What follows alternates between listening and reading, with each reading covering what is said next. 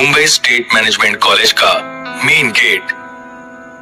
College का पहला दिन किसी रोलर कोस्टर राइड से कम नहीं होता। कोई नहीं बता सकता कि उस दिन क्या होगा। उस दिन हर फ्रेशर के मन में एक्साइटमेंट और नर्वसनेस दोनों ही होते हैं। ऐसे ही फीलिंग्स के साथ ध्रुव ने स्टेट मैनेजमेंट कॉलेज के कंपाउंड में कदम रखा। वहां कदम रखते ही उसे ऐसा लगा जैसे मानो वो किसी सपने में हो। उसे यकीन नहीं हो रहा था कि उसे देश के सबसे बड़े मैनेजमेंट इंस्टीट्यूट्स में से एक में पढ़ने का मौका मिल रहा था। ध्रुव ने अपनी जगह पर खड़े होकर एक बार और कॉलेज के शानदार गेट को फिर से देखा ताकि कंफर्म कर सके कि वो सही जगह पर है भी या नहीं। उसने एक नहीं बल्कि कई बार गेट के ऊपर लिखे हुए नाम को पढ़ा। तब जाकर उसे एहसास हुआ कि हाँ, वो सही जगह पर है। ध्रुव के लिए उसके मोहल्ले के सरकारी स्कूल से आज तक का सफर बहुत मुश्किलों से भरा रहा।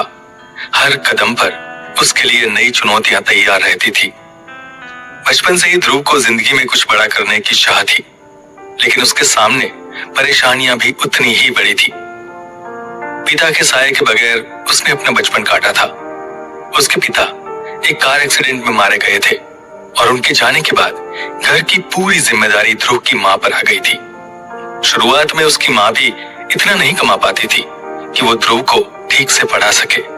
पैसों की मजबूरी की वजह से ध्रुव को सरकारी स्कूल में पढ़ना पड़ा। ध्रुव काम करना चाहता था और अपनी मां का हाथ बटाना चाहता था, लेकिन उसकी मां ने साफ मना कर दिया। उनका मानना था कि ध्रुव को सिर्फ पढ़ाई पर ध्यान देना चाहिए। धीरे धीरे उनकी स्थिति में सुधार आया और बड़ी मेहनत के बाद उन्हें रहने के लिए एक छोटा 1 BHK अपार्टमेंट मिल गया। अपनी मां को रोज मेहनत करते देखकर ध्रुव भी मन लगाकर पढ़ाई करता था। उसकी मेहनत का यह नतीजा था कि बोर्ड एग्जाम पास करने के बाद सरकार ने उसे स्कॉलरशिप के लिए चुना और ध्रुव का सिलेक्शन स्टेट मैनेजमेंट कॉलेज में BBA प्रोग्राम के लिए हो गया। ध्रुव उन चुनिंदा स्टूडेंट्स में से था जिनके पास टैलेंट तो था, लेकिन अच्छे कॉलेज में एडमिशन के लिए पैसे नहीं थे। सरकार ने ऐसे स्टूडेंट को मौका देने के लिए स्कॉलरशिप स्कीम चलाई, जिसमें अच्छे एकेडमिक रिकॉर्ड को देखते हुए एक स्टूडेंट को मौका दिया जाता था।